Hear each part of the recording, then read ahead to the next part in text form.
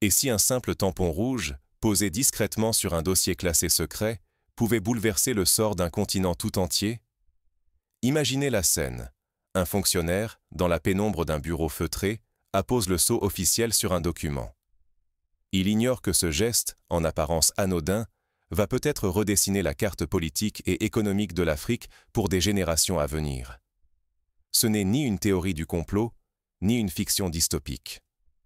Un document explosif, estampillé du sceau du traité du futur, vient d'être dévoilé.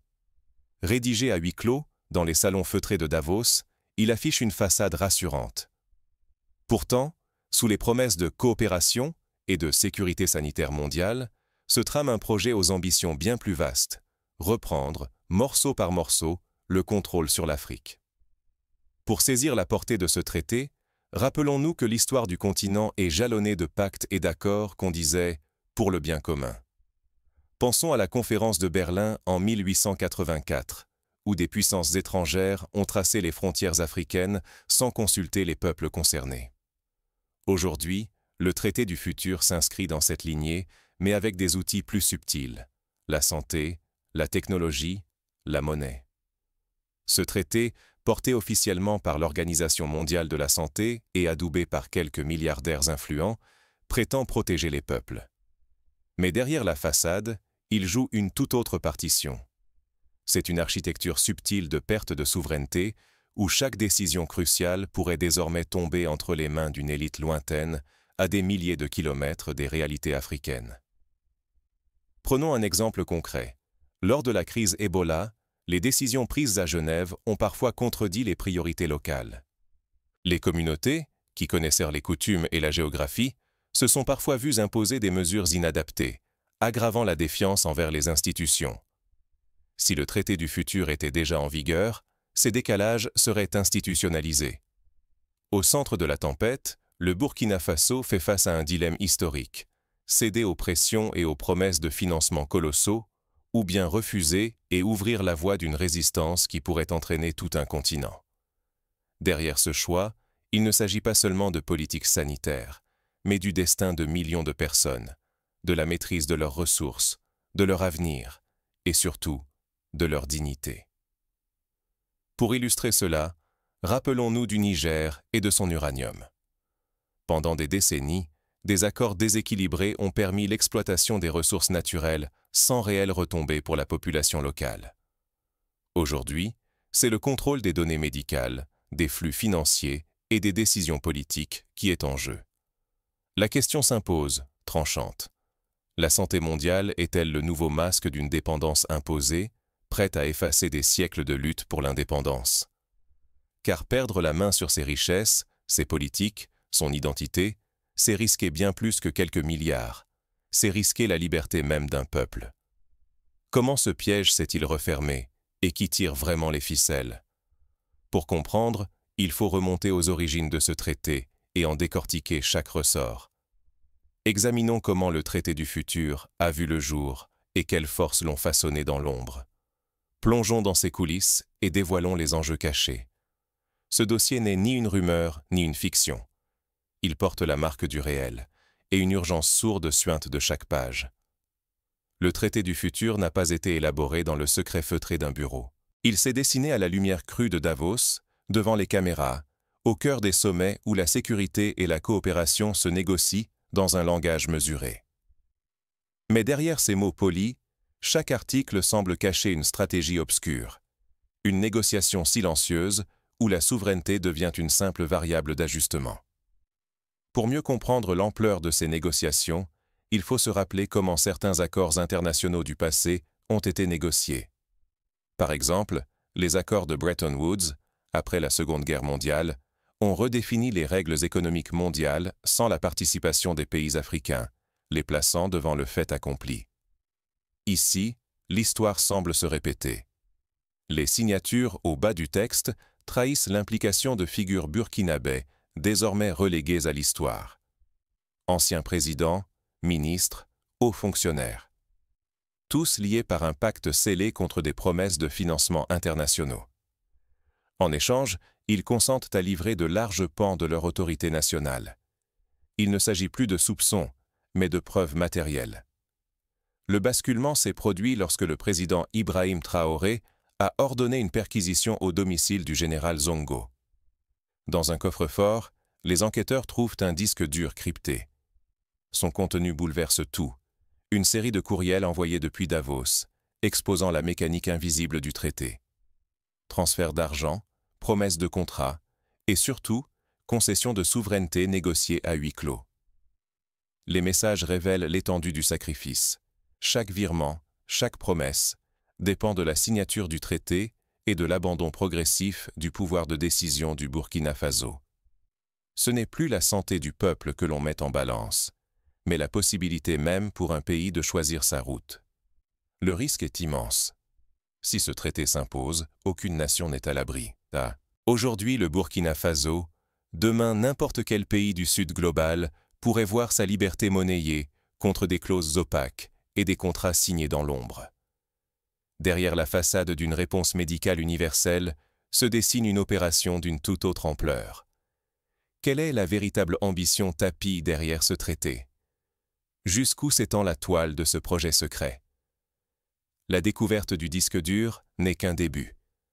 D'autres révélations menacent d'éclater, mettant en jeu l'avenir même du continent. Ce traité n'est-il qu'un nouveau visage de la colonisation, masqué sous le vernis de la santé publique? Plus on explore ces articles, plus le constat fait froid dans le dos.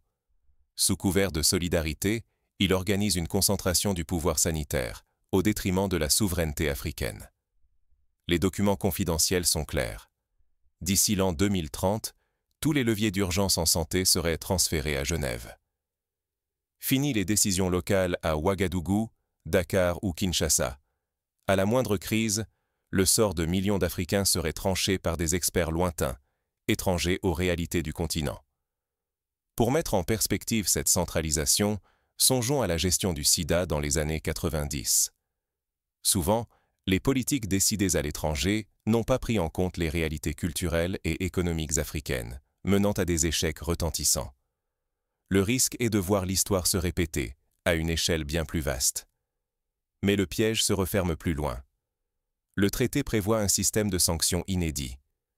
Tout pays récalcitrant verrait ses aides suspendues, ses relations internationales gelées, son économie asphyxiée. Après des décennies de conditionnalité, l'Afrique serait menacée d'isolement, contrainte à se taire ou à céder. Pourquoi une telle main de fer? Parce qu'au cœur de ce traité se joue le contrôle absolu. Contrôle des matières premières, des flux financiers et surtout des données biologiques. Les registres ADN, dossiers médicaux et profils génétiques de tout un continent seraient centralisés, analysés et certains redoutent, marchandés au profit d'intérêts étrangers. Pour renforcer cette emprise, le texte propose une innovation à double tranchant. Une monnaie numérique africaine, non pas fondée sur la production ou la solidarité, mais indexée sur la conformité sanitaire. Si un État, voire un citoyen, s'écarte des normes de Genève, l'accès à cette monnaie pourrait lui être coupé. Imaginez, un élève privé de repas scolaires, un exploitant empêché de vendre ses récoltes, simplement parce qu'un algorithme, loin de l'Afrique, l'a décidé. Pour illustrer ce danger, rappelons-nous des expériences douloureuses du passé. Entre 1945 et 1970, des campagnes de vaccination menées sans consentement ont traumatisé des villages entiers. Ici, le traité va plus loin, en inscrivant ce type d'expérimentation dans le marbre de la loi internationale. Mais le point le plus glaçant surgit dans une clause passée sous silence, l'utilisation programmée des enfants africains comme premiers cobayes pour de nouveaux vaccins. Ce n'est plus une rumeur. Ce traité grave dans le marbre une logique d'expérimentation sur les plus jeunes, qui rappelle les heures les plus sombres de la médecine coloniale. Ce texte n'est donc pas un simple accord technique. C'est une arme de dépendance, de pauvreté et d'humiliation. Une capitulation signerait des pertes économiques colossales, la soumission des politiques nationales et surtout le piétinement de la dignité africaine. Devant ce danger sans visage, la question s'impose. Comment le Burkina Faso et l'Afrique entière peuvent-ils refuser ce marché de dupes et reprendre le contrôle de leur destin? Le compte à rebours est lancé. Les prochains jours décideront si l'Afrique se résigne ou s'unit pour faire barrage. Une résistance s'organise, mais ses chances sont-elles réelles face à la puissance de Genève? Quand une nation minuscule ose dire non, son cri peut-il ébranler tout un continent? Sur la place tendue de Ouagadougou, Ibrahim Traoré ne se contente pas de dénoncer le traité du futur. Sous les regards du peuple et des caméras, il arrache les pages du traité, puis les jette dans un brasier. L'image fait le tour du monde. Un chef d'État d'Afrique de l'Ouest qui refuse de plier, son geste devenant icône de résistance. Mais le symbole prend cher. Avec les cendres des papiers brûlés, des artisans coulent une cloche, nommée « Cloche de la Liberté ». Son premier tintement, devant le palais présidentiel, claque comme une promesse. Jamais plus la souveraineté ne sera sacrifiée pour des pactes venus d'ailleurs. Rapidement, le Burkina Faso rédige le Manifeste de la Liberté. Ce texte, ferme mais courtois, rejette la tutelle d'institutions étrangères et lance un défi à l'Union africaine. Où se situe leur loyauté? Le manifeste, traduit en 12 langues, s'envole vers Addis Abeba et chaque capitale du continent. En moins d'une semaine, le Mali, puis le Niger, la Guinée et la Centrafrique affichent leur solidarité. Les réseaux sociaux s'embrasent sous le mot-clé « Notre Afrique, notre dignité ». Dans les écoles et sur les ondes, on débat, on espère, on rêve tout haut d'une Afrique qui cesse de baisser la tête. Des mouvements citoyens se forment, tels que le Collectif pour la dignité africaine, qui organise des sit-ins, des manifestations pacifiques et des campagnes de sensibilisation. Des associations de juristes se mobilisent pour instruire les populations sur leurs droits, tandis que des artistes créent des chansons et des fresques murales pour raviver la mémoire des luttes anticoloniales. La secousse ne s'arrête pas aux frontières. À Paris, Washington, Londres, la nouvelle choque. Les sanctions fusent, gel d'avoirs, coupure d'aide, menaces sur les programmes scolaires. Les médias occidentaux oscillent entre minimisation et diabolisation, mais une faille s'ouvre. Quelques voix questionnent, à haute et intelligible voix, le droit d'imposer à l'Afrique son avenir. Pendant ce temps, Moscou, Pékin et Ankara saluent le courage du Burkina Faso. Des délégations arrivent discrètement à Ouagadougou. De nouveaux accords s'esquissent, et pour la première fois depuis des décennies, l'équilibre géopolitique semble vaciller, ne serait-ce que d'1 millimètre, vers le sud global. Le risque d'isolement économique est palpable. Contrats rompus, inflation à craindre, pression redoublée. Pourtant, à Ouagadougou, beaucoup murmurent déjà que payer ce prix pourrait créer un précédent. Qu'en tenant tête, un peuple africain pose les fondations d'une nouvelle ère de dignité. Et une question inédite s'installe dans les esprits. Et si, en disant non, le Burkina Faso venait d'ouvrir une brèche vers une Afrique plus solidaire, fière et souveraine? Mais toute victoire a un coût. Et, dans l'ombre, de nouveaux dangers se préparent, car l'ordre établi ne s'efface jamais sans résistance. La souveraineté n'est pas qu'un slogan. Elle façonne la justice au quotidien. Pour le Burkina Faso et tout le continent africain, elle se traduit par des actes concrets qui bouleversent la vie de chacun. Mais que change-t-elle vraiment, une fois mise en œuvre? Au centre de Ouagadougou, la cloche de la liberté résonne chaque matin. C'est plus qu'un monument, c'est la mémoire des luttes, la fierté retrouvée et la transmission d'une identité. Les enfants s'arrêtent, posent des questions, reçoivent des réponses qui forgent leur conscience citoyenne. Ici, la souveraineté s'apprend dans la rue autant que dans les discours, dans les symboles vivants plus que dans les promesses politiques. Prenons l'exemple de l'école du quartier Zogona, où chaque semaine, un atelier d'histoire populaire invite des anciens à raconter comment ils ont vécu l'indépendance. Ces récits, transmis oralement, deviennent des balises pour la jeunesse. Les enseignants insistent sur la différence entre une aide conditionnelle et une coopération égalitaire, expliquant que la dignité ne se marchande pas. Mais le véritable bouleversement ne s'arrête pas là. En se dressant fièrement, le Burkina Faso a lancé une onde de choc sur le continent. Un pacte continental prend forme. Discussions intenses, élaboration d'un marché commun, stratégie de résilience partagée. L'impact est immédiat. La confiance régionale se renforce, les producteurs voient leurs ventes grimper, la jeunesse ose rêver de bâtir son avenir chez elle, sans attendre de capitaux ou d'ordres venus d'ailleurs. À titre d'exemple, une coopérative de femmes à Bobo-Dioulasso décide de lancer un réseau de troc régional, permettant d'échanger des denrées sans passer par la monnaie numérique controversée. En quelques semaines, ce modèle inspire des villages du Mali et du Niger, qui adoptent à leur tour des systèmes d'échange basés sur la confiance et la réciprocité. Dans l'espace public, la dynamique est palpable. Les débats s'animent dans les médias locaux, sur les réseaux sociaux, lors des assemblées citoyennes. Une voix africaine, autonome et fière, s'impose, portée par les intellectuels, les étudiants, les travailleurs. Cette parole libérée refuse les injonctions extérieures et inspire d'autres peuples du Sud global à réclamer eux aussi leur juste place sur la scène internationale. Redéfinir la coopération devient alors une nécessité. L'époque de l'aide conditionnelle, où chaque don dissimulait une exigence, chaque prêt un piège, touche à sa fin. Place à la solidarité Sud-Sud, échange de savoir-faire, partenariats équitables, projets conjoints dans l'agriculture, la santé, l'éducation. Les peuples africains s'entraident désormais sans attendre l'aval des puissances étrangères, bâtissant ensemble une alternative crédible aux modèles imposés depuis des générations. À Dakar, des agronomes burkinabés et sénégalais lancent un programme commun de permaculture adapté au Sahel, tandis qu'à Abidjan, un hôpital accueille des médecins venus de toute l'Afrique de l'Ouest pour se former mutuellement. Ces exemples, concrets et reproductibles, prouvent que l'Afrique peut s'émanciper des schémas imposés. Mais l'enjeu demeure colossal. Manquer cette opportunité, ce serait condamner l'Afrique à retomber dans la dépendance et l'humiliation. Abandonner cette dynamique, c'est laisser d'autres écrire notre histoire et renoncer à l'espoir de réparer des siècles de domination extérieure. Pourtant, une menace insidieuse se profile derrière les promesses du traité du futur. Ce qui semble être une coopération mondiale cache en réalité un piège redoutable pour la souveraineté africaine. Face à cette menace, des voix s'élèvent dans la société civile, proposant des mécanismes de contrôle citoyen sur les politiques sanitaires.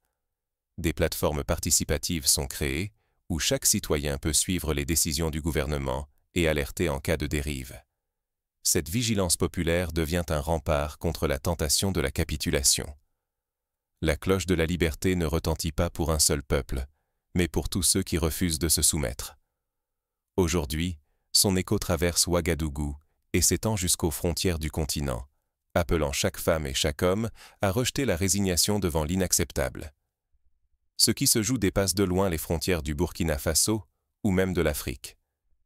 Choisir l'indifférence, c'est permettre à d'autres de réécrire notre histoire, d'effacer nos rêves et nos luttes, et de condamner nos enfants à un avenir dicté depuis des tours de verre lointaines. Le traité du futur n'est pas un simple document. Il est le miroir d'une époque tentée d'abandonner sa souveraineté en échange de la sécurité promise, de vendre sa voix pour quelques milliards de dollars, de sacrifier l'avenir pour un calme trompeur. Mais à quel prix? Jamais l'Afrique n'a été spectatrice passive. À chaque tentative de domination répond aussi la chance de s'unir, de revoir les règles, d'exiger le respect de l'autodétermination. Refuser la résignation, c'est affirmer que la liberté ne se donne pas. Elle se conquiert, puis se défend, génération après génération. Pour renforcer cette résistance, des ateliers de formation citoyenne sont mis en place dans les quartiers défavorisés. On y apprend à décrypter les textes juridiques, à comprendre les enjeux géopolitiques, à défendre ses droits devant les institutions. Des juristes bénévoles, des enseignants à la retraite, des jeunes diplômés s'investissent bénévolement, témoignant d'une volonté collective de préserver la souveraineté. L'affaire du traité du futur révèle que la vraie puissance ne réside ni dans les milliards, ni dans les promesses venues d'ailleurs, mais dans la capacité d'un peuple à dire non. Non aux contrats secrets, non au marché de dupes, non aux manipulations maquillées en coopération. Le silence complice est l'arme la plus dangereuse. Chaque voix qui refuse l'effacement rallume une étincelle, et chaque refus de capituler ravive l'espoir. L'histoire n'est jamais écrite d'avance. Elle se forge grâce au courage de ceux qui refusent de plier. Aujourd'hui, la résistance née au Burkina Faso sème l'espoir. Elle pose une question brûlante. Laisserons-nous une poignée d'acteurs mondiaux décider seuls de notre avenir, ou choisirons-nous de défendre coûte que coûte la dignité et la liberté de nos enfants? La cloche de la liberté secoue les consciences. Elle invite chacun à élever la voix, à refuser l'indifférence, à défendre l'idée qu'aucune somme d'argent ne rachètera jamais une souveraineté perdue.